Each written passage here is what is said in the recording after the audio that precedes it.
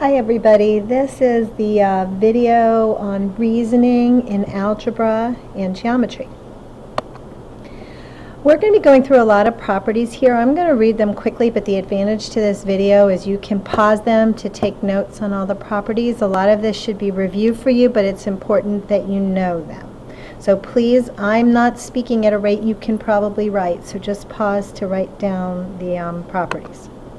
So the addition property of equality just says that if we have an equation, we can add the same amount to both sides and still maintain the integrity of that equation. Subtraction property of equality. If we have an equation, if A is equal to B, as long as we're subtracting the same thing from both sides, we still maintain the integrity of that equation. Multiplication property of equality. We can multiply both sides by the same thing.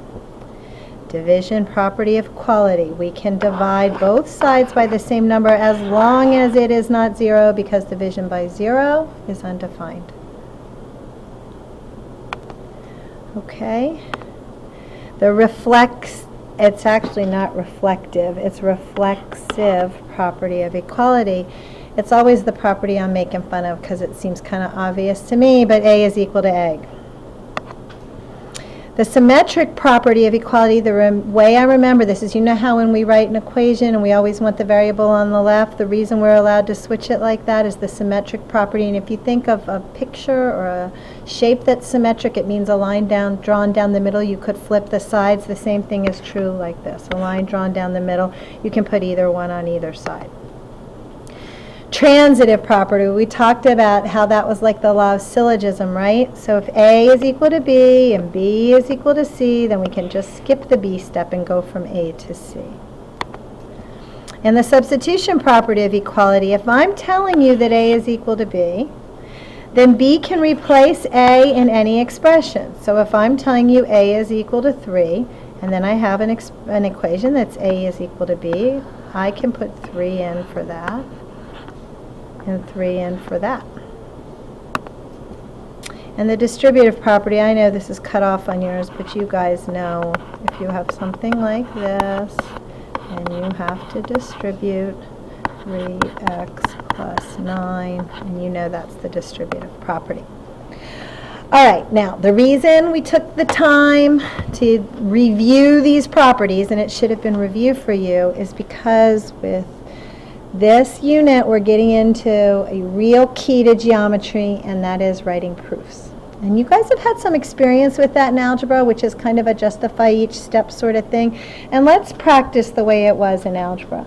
So in algebra, we would say 8m plus 5 is equal to 6m plus 17. And this is the step, and this is the reason.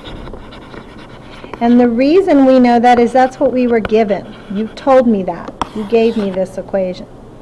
Next, I would subtract 5 from both sides, and I would get 8m is equal to 6m plus 12.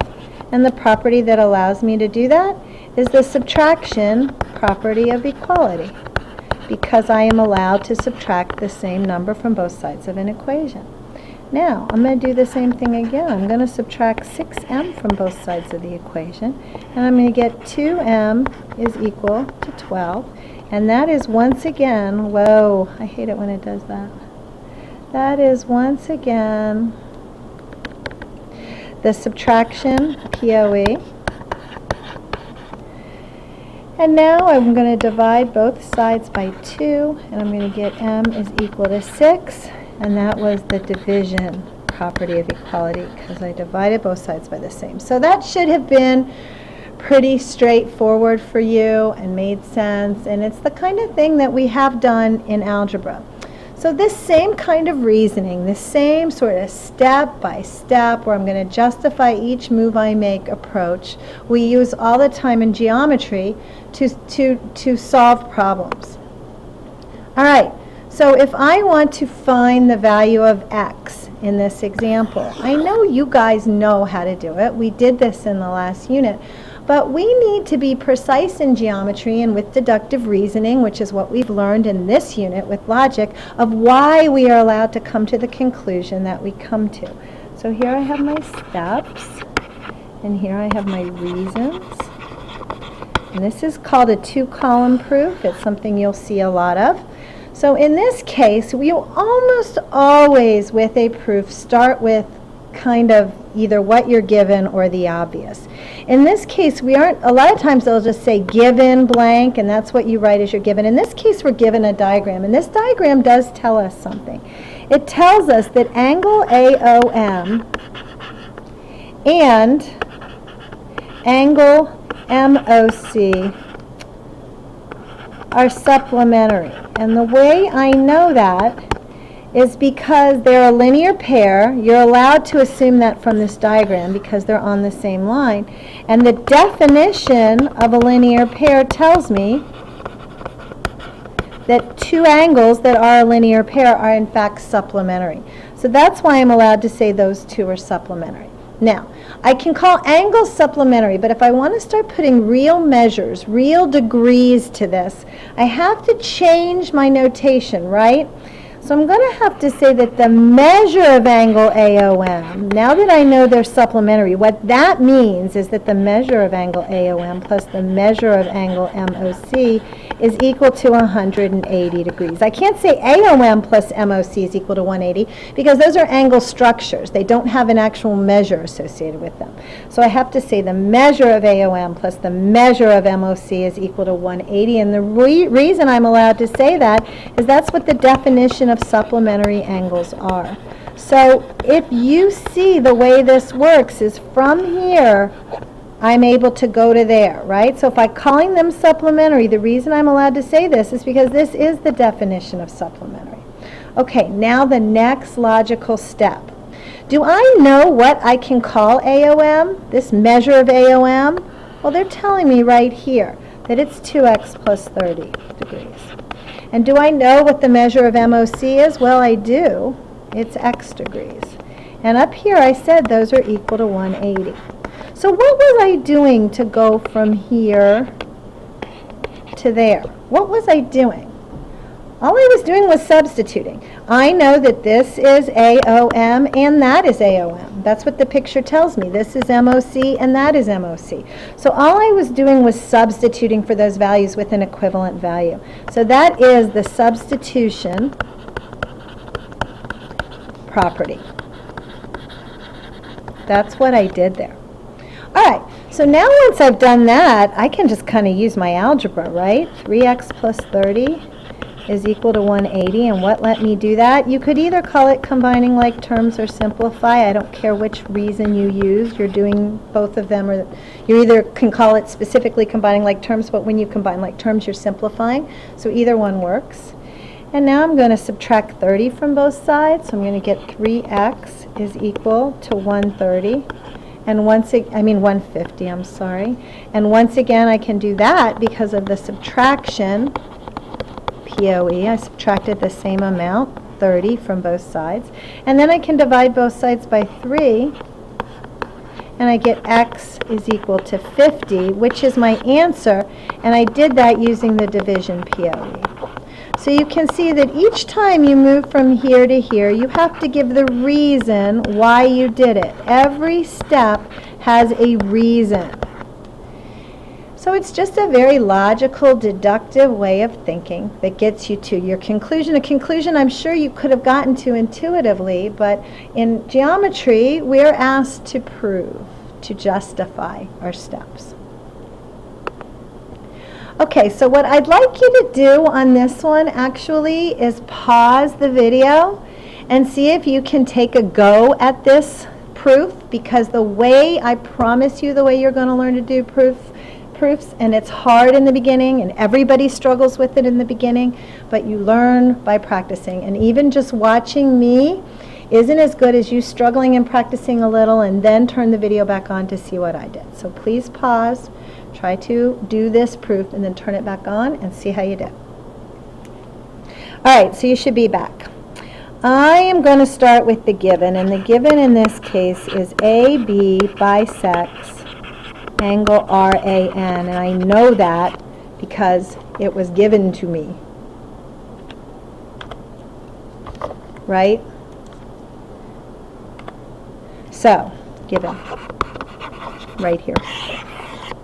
All right, that's the only reason I need it. Now, what do I know about a ray that bisects an angle? Well, I know if a ray bisects an angle, the definition of an angle bisector is telling me that it divides this angle into two congruent angles. So that means that angle RAB is congruent to angle BAN. And the reason I know that, like I just said in my oral description to you, is that's the definition of an angle bisector.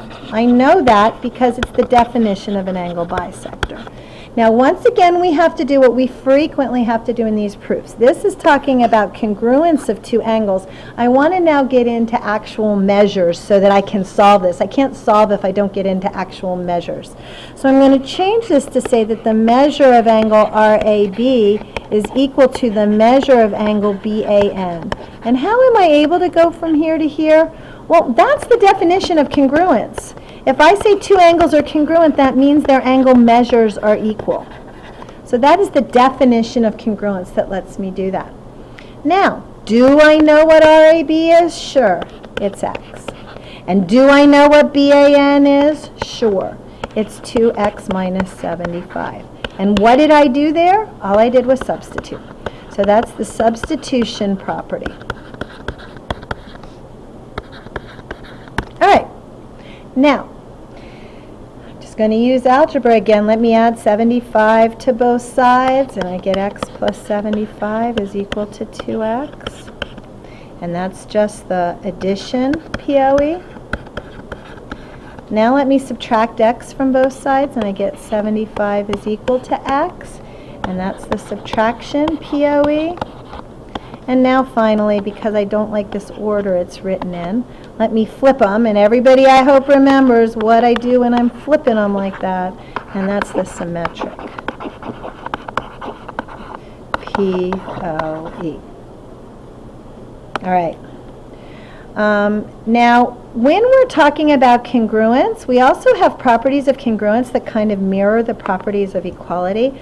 So if you're saying that AB is congruent to AB, or angle A is congruent to angle A, we call that instead of the reflexive property of equality, we call it the reflexive property of congruence, or you can abbreviate that to POC.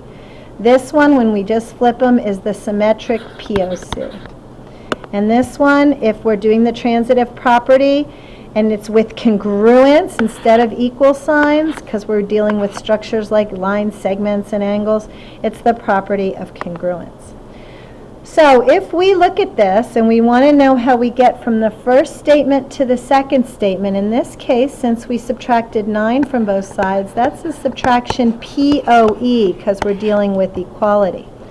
But in this one, if we say angle O is congruent to angle W, and angle W is congruent to angle L, therefore angle O is congruent to angle L, we know that that's transitive, but it's not a property of equality because we don't have any equal signs. It's a property of congruence, the transitive property of congruence. Now in this case, we're flopping these, and it is an equal sign we're dealing with. So that is the symmetric POE, because we are dealing with equality here. Where in this case, since we're dealing with congruence, that's the symmetric, that's the symmetric POC, because it's congruence, not equality. And you need to be careful on tests and quizzes that you're precise about this. Of course, this one is the distributive property. And in this case, we multiplied both sides by 4 to get rid of that 1/4, right? So that would be the multiplication. And this is a POE because we're dealing with equality. All right, so we're going to stop there for now. I promise you these proofs are going to get easier. We're going to practice some more of them in class tomorrow. And I look forward to seeing you then.